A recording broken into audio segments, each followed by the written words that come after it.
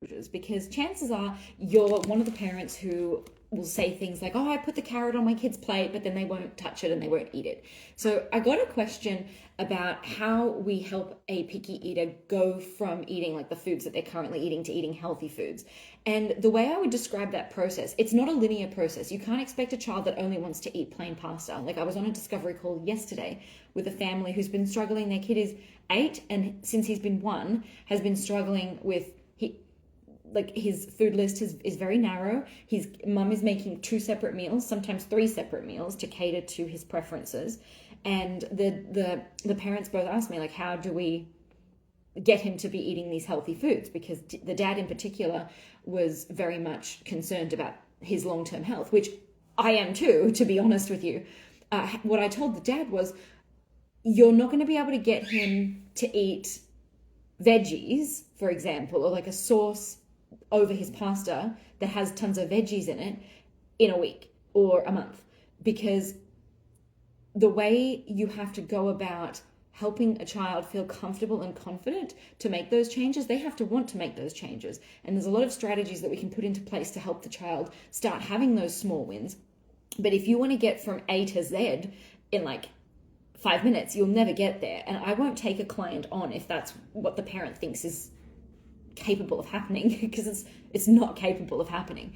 And what I told this family was that the first 2 months of us working together is going to be really hard, and to expect it to be really challenging, because the parents are both learning new skills about how to help their child. So that's going to take up some mental bandwidth for them, and implementing it consistently. But also the child is receiving all these changes, which, when he's no longer going to be getting plain pasta every night as his own meal, that's going to be upsetting to him, which is understandable. So you can't expect to go from A to Z. Like, I'm starting at point A, which is plain pasta, and point Z would be pasta that has a loaded veggie sauce with meat clumps in it and like cheese on it. You can't expect to go from one to the other very quickly. It's not possible. So somebody asked me, they said, so it's kind of like a prolonged exposure to food types that slowly progress along the health spectrum. Yes and no. Yes, in the sense that it does take many exposures, but no, in the sense that most of the exposures that I hear from parents is that they put the sauce like on the side, or they put the carrot on the side. That's an exposure, but it's not a rich exposure. A rich exposure is one where the child actually explores the food, and oftentimes when I work with parents, that comes through changes in communication and positive communication. And it's not just at the table and at the meal. There are lots of other opportunities that I help parents utilize throughout the day to help their child with exposures. I'm going to take a really quick pause, because as I'm looking over here, first of all, if you have any questions, send them through. I just finished making, or preparing, it's not ready, it needs to sit for a while, some pickled cabbage, which is like my newest obsession. And my friend jokes with me, because you kind of massage the cabbage, which I did a little bit earlier, where you shred it, so it's shredded, and I put a little bit of sugar, some garlic, there's an onion in there, and some salt and pepper. I think that's everything. And 1 part vinegar and 1 part boiling water, and then you massage it to kind of break it down a little bit. And then you leave it, you can eat it after about an hour, but I'll like leave it in the fridge for like probably 5-6 days until it's finished, and it is delicious. I'm putting it in everything at the moment. So if you have questions about rich exposures and whatnot, please send them through. I have a question here. Is there such a thing as a differential diagnosis among different types of picky eating? Can you give me, I'm not quite sure what you mean there. You're giving me more questions now. Prolonged, okay, so let me, I'm not sure what you mean in terms of differential exposures, differential diagnoses. The only like official diagnosis related to picky eating is ARFID, which is avoidant restrictive food intake disorder, which is becoming a lot more well known. It's only been a diagnosable eating disorder for about 11 or 12 years. So it's pretty new. And more families, I've noticed in the last year or so, lots more families are commenting about it and like sending me private messages about it, which is great to have more awareness. I've also worked with a client that I worked with recently, was that when we started working together, their child was only drinking milk and eating like 2 specific yogurt pouches, and they thought he had ARFID. And I'm like, I'm not sure he does. I'm not sure he does.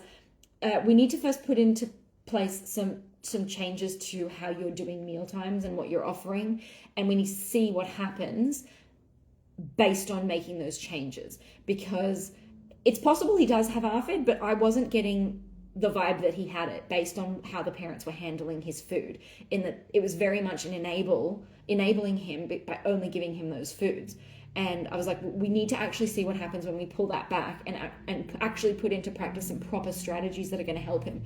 And lo and behold, literally within a month, this was really quick for this kid, but within a month, like initially he wasn't eating anything at daycare. Within like 2 weeks, he tried something at daycare and he actually ate it, and it was like a solid food. I think he licked a cookie and then like nibbled it. So like that was a huge thing.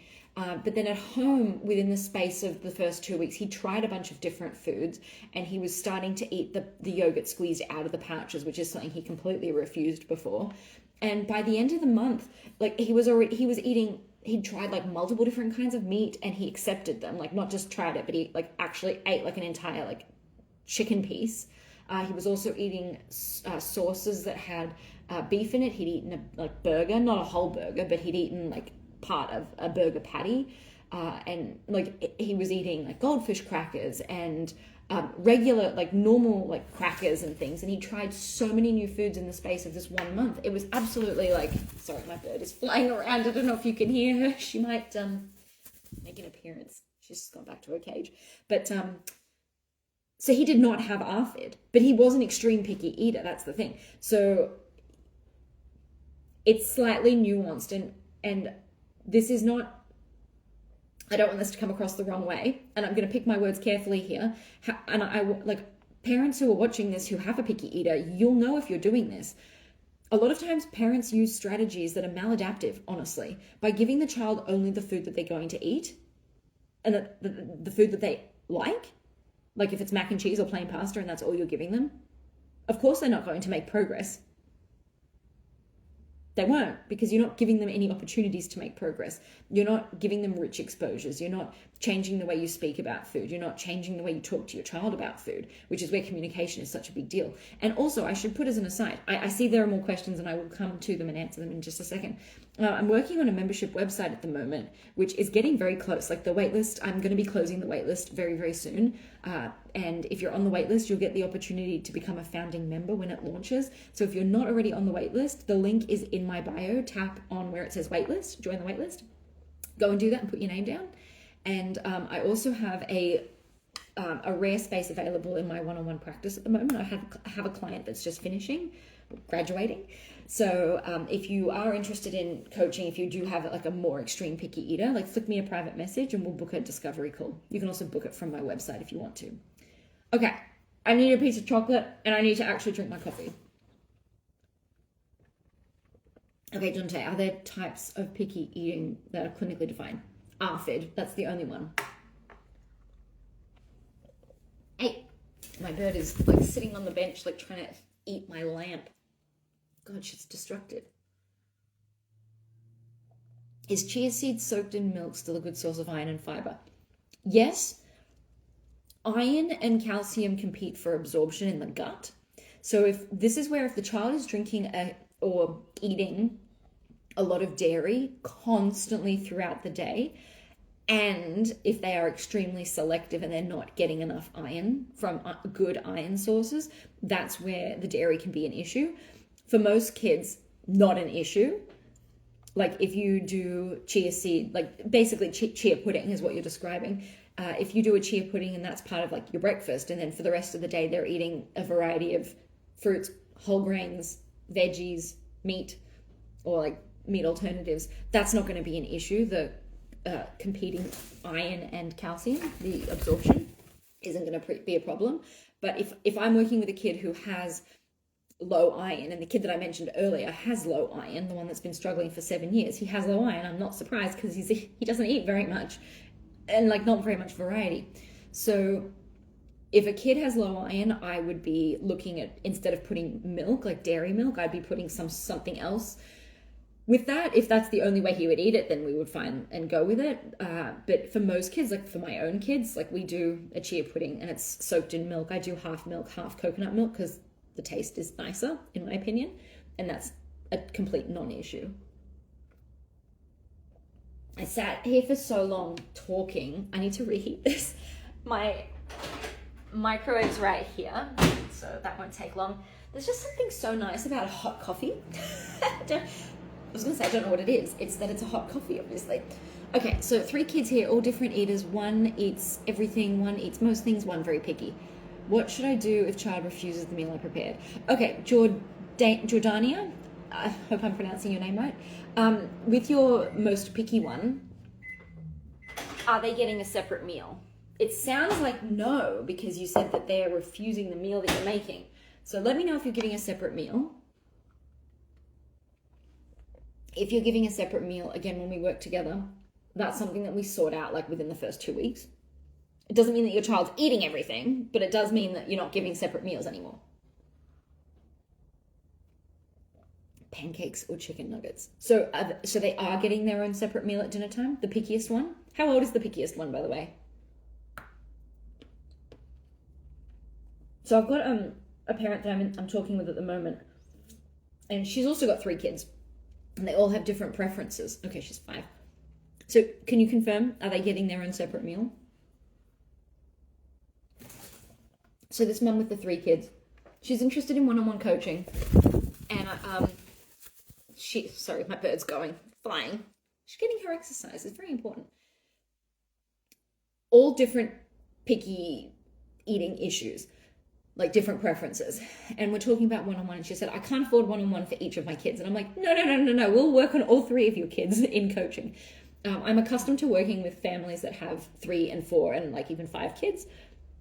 It is a challenge. I'm not going to lie. Like if we're working, like the one family at the moment that I'm working with 4 kids, they're also teens and tweens. So like that's an additional level of complexity that we're working with.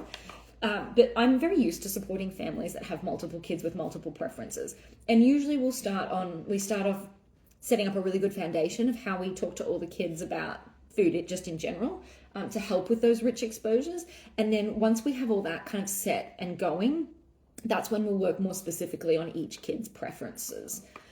So you can't just jump in and you don't just pick one kid and start with them. You kind of start at a base level and then work up to it. I offer the same meal, and then if he doesn't eat I give him something I know he will eat. Okay, you're a perfect case study then. You're not going to like that I'm going to tell you this, but maybe you will. I'm a big fan of radical honesty. I actually read a book, side note, I read a book recently, I listened to it, called Principles by Ray Dalio. And when I was listening to it, I'm like, these are my people. Radical honesty is where you are not mean to people, but you are radically honest with them. And the radical honesty I'm going to give you here is when you give, it's great that you're giving the same meal to everybody, but when your child refuses to eat the meal you've made and then you give in and give them something reliable, you're going to make the picky eating worse. 100%. Straight up. Because what you've just communicated with your 5-year-old is, okay, you don't have to eat this meal because if you don't eat it, I'll give you something that you like. So they have no incentive to eat it. They'll just hold out for the thing that they know that they're going to get. If I knew I was getting chicken nuggets, if I didn't eat the pickled cabbage, I'd be like, cool, I'll just wait for that. So in terms of radical honesty, this is something that I have adopted in my life in many different aspects. And I believe it's very important with clients too. And it's something that I've definitely done. Like I've always told clients, I've been counseling for over 5 years. And what I tell clients is our relationship needs to be honest. You need to feel comfortable telling me all the things that you have tried. And sometimes it's a parent admitting that they've locked their kid in their room because they didn't eat out of frustration. Okay, it's not ideal. I'm not here to judge you. I'm here to help you make improvements. And if something somewhat traumatic like that has happened between the parent and the child, if I know about it, it means that we can go through some ways to talk about it with the child so that they feel more comfortable and safe in the future now that we're working together. So this radical honesty business, it's not about like telling you things that you don't want to hear, because ideally you do want to hear them, because if you don't know them, you can't actually make improvements. So I know it is so hard. It is really hard, because if they refuse to eat, you don't want them to go to bed hungry, right? Which is why when I'm talking about rich exposures and respectful meals, well, I'm not talking about giving your child a food that, or a meal that they cannot possibly be successful with. That's a terrible idea. That's going to set everybody up to fail. Your child will be set up to not eat. You'll be set up to be super stressed out. Like, that's absolutely a recipe for disaster. So that's where, like, the strategies are quite nuanced. You're not giving your child a food or a meal that they cannot be successful with. Angela, my son was just diagnosed with ARFID. He's 2.5. That is very young to be diagnosed with ARFID. Is there any way to turn it around? Yes, absolutely. I suppose, one, it's great that he is so young. It's unusual. I think the youngest kiddo that I've worked with that's had an ARFID diagnosis has been like 5. That being said, well, Angela, you can send me a private message, because I don't know if you want to put all this information on a live. But some of the questions I would have for you is, one, whereabouts are you located in the world? Because in different places in the world, you may or may not get hooked up with the right team of people. Usually ARFID requires a team of people. A lot of the families that I've worked with whose kids have ARFID are in the United States, and they are not referred to the right supports, and I'm usually the only one supporting them. So you can turn it around. The answer is absolutely yes. Like with any eating disorder, like with anorexia nervosa, for example, I'm just going to use that as an example because it's something that when I was teaching, we would focus on, particularly in sports nutrition, anorexia nervosa, and what clinical treatment looked like, and the people can overcome it. It's still something that is always there as an underlying, I don't want to say, I'm not quite sure what the right way to say it is. Like, somebody who's struggled with anorexia nervosa may still struggle with it later in life, but they can, I don't want to use the word cured, but they can, there is a word that I can't quite think of it, but there's a word where they have overcome it and they are in recovery. And I will say, it's definitely something, you're always in active recovery, yes, thank you, always in active recovery from an ED. But ultimately, like kiddos that I've worked with, again, this is an ongoing thing, and that's a really good way of putting it, like active recovery, is that you can, if you've got anorexia nervosa, you may spend 6 or 12 months in, like, I hate to say this, but like in the psychiatric part of a hospital, or like an inpatient clinic, to help you through those, like to help a person through those points where they are in fact very actively like starving themselves, but then when they leave and they go home, they are in recovery. So I don't know if I'm explaining that very well. I don't work with kids with anorexia nervosa. Like, ARFID is my main eating disorder that I work with, and the tools and strategies that we use are a lifelong thing. I don't want to say lifelong, it's not like I've worked with a kid from 2.5 to 18. They are the tools are things that you're going to want to continue to utilize as the child grows and gets older. However, so one of the families that I worked with whose child had ARFID, he was 6, and they were excellent parents, absolutely excellent parents. And I really enjoyed working with them. And sometimes the mum pops into a live to say hello. They were still really pressuring their child to eat out of fear, their own fear that he wasn't getting enough nutrients, which he wasn't, because he wasn't eating very much. But what I will say is, when we removed the pressure and we put into practice better communication tools and strategies, the child went from having a meltdown every night to having like maybe one meltdown a week, if even, at mealtimes. Sometimes it was none. And that's already a huge improvement, because if the child is having so much anxiety about being around food and coming to the table, they cannot possibly make any progress. So if the child is willingly coming to the table without having a meltdown, that's progress, right? So to answer your question, it may be helpful if you want to flick me a private message, Angela, and we can chat a little bit more about it. Given that your son is so young, I would say there's a really good chance. I don't want to say good chance, but there is a good chance. The earlier you start with a child who's having these issues, generally the quicker the progress is, because they haven't gotten to the point where they've struggled with this for 5 years. They've struggled with it for a really short period of time. My child has, hang on. My son is on a liquid diet and just started licking popsicles, wanting to throw a party.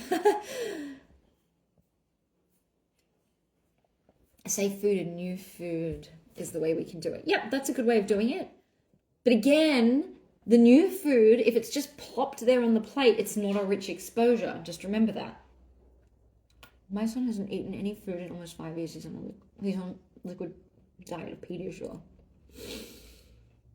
Who's managing your child's case? Because that's absolutely failure to thrive right there. If the child cannot exist on food and cannot gain weight through food and is only getting nutrition and whatnot from supplements like Pediasure, that would qualify as an ARFID diagnosis. Birdie, come here. You can come and say hello to people, but you can't eat my lamp.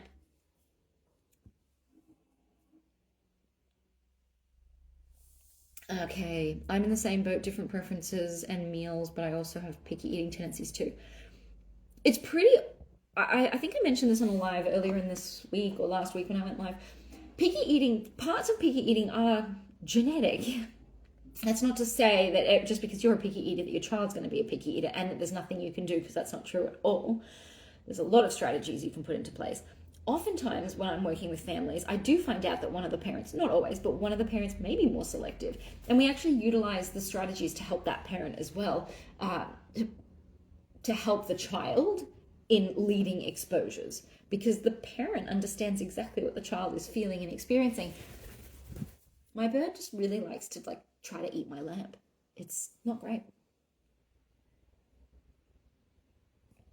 Okay, we got discharged and told to come back when he starts trying new things.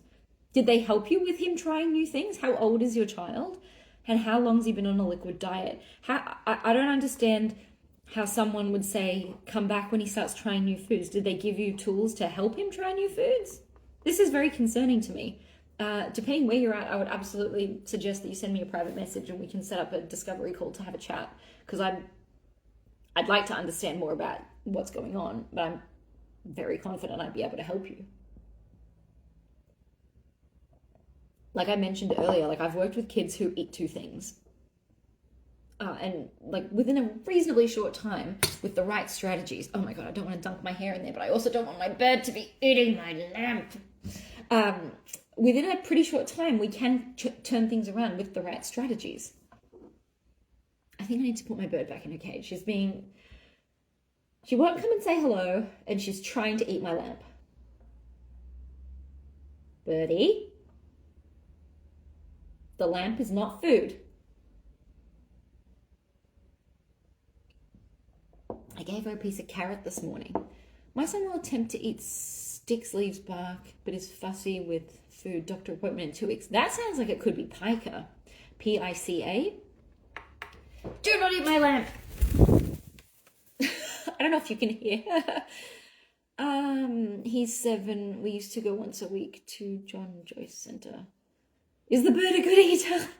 She's a picky eater. It took me 3 different kinds of seeds to find one that she liked and would eat, and then she would squawk and squeal if she'd run out of the seeds that she liked. The bird is not a great eater. The bird has been sitting there eating carrot. It's actually really funny. She gets an orange beak when she eats the carrot. It's quite cute. It's not cute when she tries to eat my lamp though. So, Weedlejuice, I don't know what your name is, but I'm not sure where you're located either. I'm located in Australia. Ron Joyce Center doesn't mean anything to me. What I would suggest is flick me a private message and tell me a little bit more about some of the things that you've tried. And I would say we need to set up a discovery call to chat properly, because that's a really specific, complex case. I'm very confident I'd be able to help you though. Holly, my son barely eats any more than buttered noodles, weighs 40 pounds, 6 years old. I really worry about him. Holly, how long has that been an issue? That sounds like a big issue as well. They mentioned that at Maternal Health Nurse app. Any advice, please? Mads, are you... Oh, okay. In terms of pica, you need to talk to a doctor about that. And they'd probably want to do some blood testing. You can always reach out to me in a private message if you want to, and we can chat again. That's complex. You and I could set up a time to chat on the phone. My goal would be to help him figure out why he's not, what's the issue with the food, and how do we utilize tools. Sorry, she's still going after my freaking lamp. To utilize some tools to help him become more accepting of actual foods. So I would suggest you reach out to me in a private message. Okay, so Holly, based on what you've said, stopped eating most foods at 18 months old. And hang on, you said he's 6 now? He has weak muscles, including his jaw. He's now 6. Weak muscles, has he seen an OT? Like, is there an issue, or a speechy? Is there an issue with why he's not eating? Like, as in he doesn't have good muscle tone? Or is it the low muscle tone caused by the lack of eating? My question is, if the child has low muscle tone and is struggling to chew things, they need an intervention versus like with a speechy to strengthen the muscle so he can eat. But that's a really long time. That's like 4.5 years.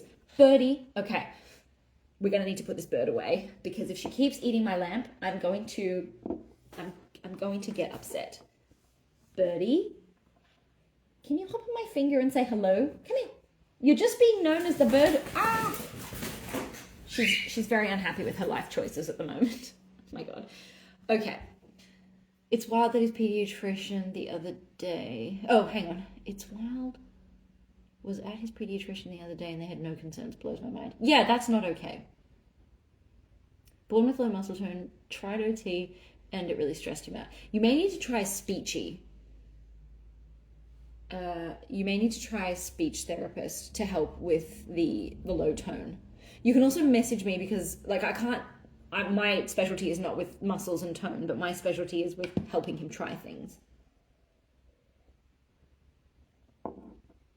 All right, I actually just got a missed call from my dad, so I actually need to hop off this live so that I can call him back. But thank you for being here and asking questions and being so engaged. It's wonderful. If you are interested in coaching, flick me a private message. I have one opening in my private practice at the moment, because I have a client that just graduated. So if you're interested in coaching, send me a private message. We can set up a discovery call. If you're somebody who's like, oh, I don't know if I need coaching, but I do want some strategies, go and join the waitlist, my new membership website. And the name reveal is coming really soon. If you're on the waitlist, you'll have already seen the new name, like the name. But make sure you get on there. You're going to get access to all my online courses and a library of tools and strategies to upskill yourself at mealtimes. The link is in my bio. And I will talk to you soon. Thanks for being here with me. Bye.